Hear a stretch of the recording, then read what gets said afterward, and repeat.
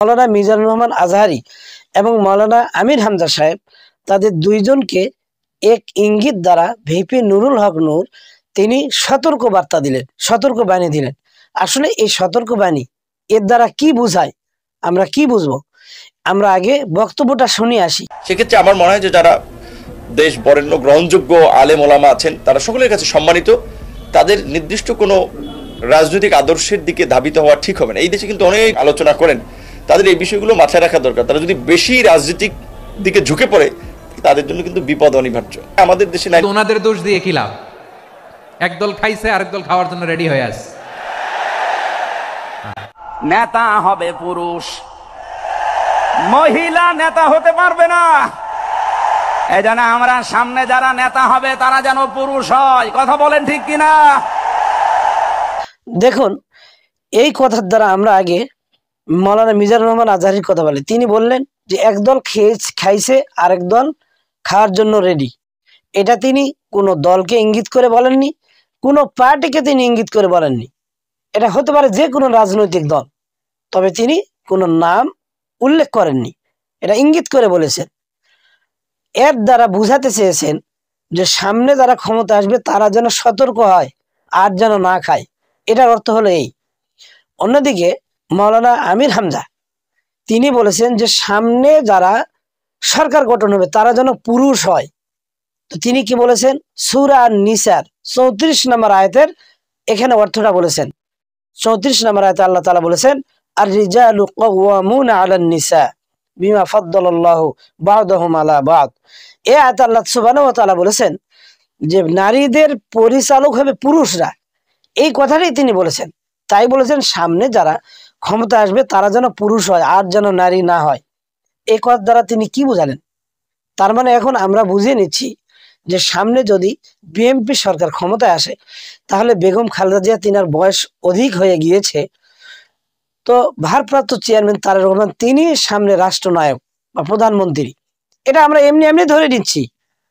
এইটা নাকি আমির হামজা সাহেব কি বুঝালেন? জামাতে ইসলাম তিনি হয়তো নারী নেতৃত্বে প্রধানমন্ত্রী করবেন না, এইটা কোন দিকে ইঙ্গিত দিলেন? এই নিয়ে বিশ্লেষকদের মধ্যে একটা বিশাল মতানৈক্য সৃষ্টি হয়েছে। তো অধিকাংশ বিশ্লেষকরা তিনি বলেছেন যেহেতু ইনি ইসলামিক বক্তা তাই তিনি জামাত ইসলামকে টার্গেট করে এখানে বলেছেন। অন্যদিকে ভিপি নুরুল হক নূরের কথা আসি, তিনি বলেছেন যে যারা জনপ্রিয় বক্তা এই দেশে ইসলামিক জনপ্রিয়ভাবে থাকে, যাদের কথা সবাই শোনে, তারা যেন কোনো পলিটিক্যাল এই রাজনৈতিকের মধ্যে না যায়। যদি যায় তাহলে তাদের সামনে হয়তো বিপদ আছে, বা ইতিপূর্বে আমরা দেখেছি কেউ কেউ বিপদের মধ্যে পড়েছেন। তো কেউ কেউ বলতে এখানে মৌলানা সাইদি সাহেব, মামুনুল হক তিনি বিপদে পড়েছেন, আমির হামজা তিনিও জেল খেটেছেন। এই ধরনের যারা বিশেষ করে রাজনৈতিকের মধ্যে ছিল সেই সমস্ত আলেমরা রেহাই পায়নি বাংলাদেশে। তো তিনি সেটাকে বুঝাতে চেয়েছেন। বাইরে নুরুল হক নূরের উদ্দেশ্যে বলি যে আপনারা তো ইসলামিক রাজনৈতিক করেন না, আপনারা আলেম ওলামাও না, আপনারা শিক্ষিত মানুষ, এডুকেটেড পারসন, ঠিক আছে, বাট আপনারা ইসলামিক চিন্তাধারা মূল্যবোধ নিয়ে চলেন না। এটা 100% সত্য যে যেহেতু আপনারা রাজনীতি করেন ইসলামিক ধারা বাদ দিয়ে। সাধারণ বিএনপি আওয়ামী লীগ এরা যে এরকম জনগণের ভোটে জনগণের শক্তি বিশ্বাসী, আপনারা তদ্রুপ বিশ্বাসী। প্রকৃত দায়ী আল্লাহ যারা, তাদের ফাঁসি হোক, জেল হোক, কতল হোক, যে হোক, এরা কোনোদিন কোরআন এবং হাদিসের থেকে পিছাবা হবে না। এটা চাই আজহারি হোক, মামুনুল হক সাহেব হোক, আমির হামজা হোক, অথবা কাজী ইব্রাহিম হোক, বাংলাদেশের যে কোনো হক্কানি আলেম হোক বা পৃথিবীর যে কোনো হক্কানি আলেম হোক, তারা হক কথা বলতে কোনো দ্বিধাবোধ মনে করবে না, কোনো ভয় করবেন না। তারা আলেমদের মধ্যেও কিছু দুর্বল আলেম রয়েছে, দুর্বল ইমানদার, যারা হক কথা বলবে না, যারা ফ্যাসিবাদীদের সঙ্গে আঘাত করে থাকবে, ডেমোক্রেটের সঙ্গে থাকবে, সবার সঙ্গে যারা মিল হয়ে থাকবে, এই সমস্ত দুর্বল হালকা ইমানদারের হুজুর পাবেন, তবে ন্যায্যবাদী হিসেবে পাবেন। আজ মুফতি আমির হামজার এত জনপ্রিয়তা কেন? তিনি এ দেশের জনগণের মনের কথা বলেন, কোরআনের হক কথা বলেন। হয়তো কথা বলার মধ্যে দুই একটা স্লিপ অফ টান, যেটা আমরা হয়তো মানুষের ভুল হতে পারে। আর তিনি নিজেও স্বীকার করেছেন তিনি জেলখানা থেকে আসার পর মানসিকভাবে অসুস্থ রয়েছেন। তা আমরা দোয়া করি আল্লাহ পাক তাকে সুস্থ দান করুন, হায়াতে তৈয়বা দান করুন এবং ইসলামের বাণী আরো বেশি করে প্রচার করার তৌফিক দান করুন। মিজানুর রহমান আজহারী এত জনপ্রিয় কেন? তিনি এ দেশের জনগণের কথা বলেন, যুবকদের কথা বলেন, হক কথা বলেন। এদেশে অনেক আলেম ওলামা রয়েছে কিন্তু তাদের সবার জনপ্রিয় নাই। একমাত্র আল্লামা সাইদির পরে মৃত্যু হয়েছে। এখন বাংলাদেশে মিজানুর রহমান আজহারীর মাহফিলের মতো দ্বিতীয় অন্য কোনো বক্তার এমনকি প্রধানমন্ত্রীর মাহফিলে হয় না।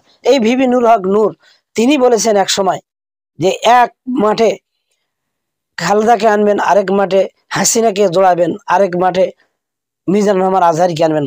কার সমাবেশে বেশি লোকজন হয়? যদি মিজানুর রহমান আজহারীর মাহফিলে লোকজন বেশি না হয়, আমি আজ থেকে রাজনীতি ছেড়ে দেবো, রাজনীতি করবো না। খালেদা জিয়াকে নিয়ে একটা মাঠে জনসমাবেশ করবেন, শেখ হাসিনাকে নিয়ে একটা মাঠে জনসমাবেশ করবেন এবং আরেকটা মাঠে মিজানুর রহমান আজহারীকে নিয়ে একটা ওয়াজ মাহফিলের আয়োজন করবেন। যদি মিজানুর রহমান আজহারীর ওয়াজ মাহফিলে শেখ হাসিনা খালেদা জিয়ার চেয়ে যদি মানুষ না হয়, রাজনীতি ছেড়ে দেব। তিনি সঠিক কথা বলেছেন।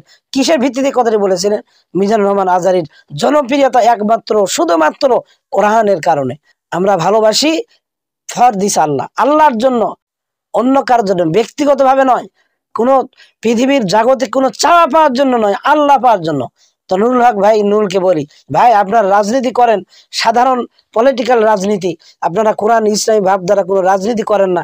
তাই আলেম ওলামার সম্পর্কে, তাদের ইমান সম্পর্কে আপনারা এখনো জানেন না। আপনারা যদি জানতেন এত বড় কথা বলতেন না।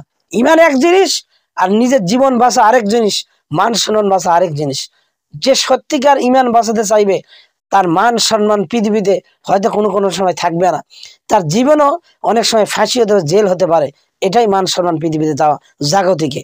এই জন্য আলেম ওলামা যারা হক্কানি, তারা প্রকৃত আল্লাহর জন্য যদি ফাঁসি হয়, নবীর জন্য ফাঁসি হয়, কোরআনের জন্য যদি অপমান তারা হয়, হতে রাজি, প্রস্তুত। কিন্তু হক কথা কোরআন হাদিস থেকে পিছপা হওয়ার আলেম ওলামাদের, দায়ী আল্লাহদের কোনো অবস্থাতে তাদের কোনো অপশন নেই। এটা মনে রাখবেন। পৃথিবীতে বাংলাদেশে যারা পলিটিক্যাল রাজনীতি করে, তারা যখন কোনো বিপদে পড়ে, অন্য একদল রাজনৈতিক দল ক্ষমতা আসে, তখন তারা যখন একে খুব চাপ সৃষ্টি করে, তখন এ বাঁচার জন্য মুখ দিয়ে উল্টো পাল্টা কথা বলে। তখন বলে যে আমি আর করব না, অথবা এই দল ত্যাগ করলাম। করেছে অনেকে, বিভিন্ন জন বিভিন্ন দল ত্যাগ করেছে। তোমাদের বিরুদ্ধে কথা বলেছিলাম, হয়তো এগুলো ভুল বুঝে উল্টা পাল্টা ভাবে বলেছিলাম, এই ধরনের নানান বর্ষতা স্বীকার করে। কিন্তু আলেম ওলামা তাদের ফাঁসি হয়ে যাবে।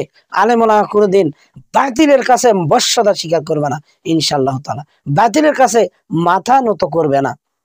তাই বলি নুরুল হক ভাই নূরকে যে আপনাদেরকে আরো ইসলাম সম্পর্কে জানতে হবে, আলেম ওলামাদের চরিত্র, আলেম ওলামাদের অবকাঠামো, আলেম ওলামার ইমান সম্পর্কে আরো গভীরভাবে বুঝুন, তারপরে তাদের সম্পর্কে আরো বুঝতে পারবেন ইনশাল্লাহ। আপনি খারাপ তেমন কিছু বলেননি, হয়তো তিনি ভালো মন নিয়ে বলেছেন, তারপরে এই বিষয়টা কেমন যেন হয়ে গেল।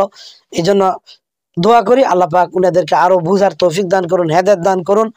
বাংলাদেশের সব মুসলিমকে ঐক্যবদ্ধভাবে সামনে যেন আমরা এই দেশ থেকে দুর্নীতি মুক্ত, জুলুম, অন্যায় শাসন থেকে যেন আমরা সকলেই পরিত্রাণ পাই। আল্লাহ পাক আমাদের সবাইকে হেফাজত করুন, আমিন।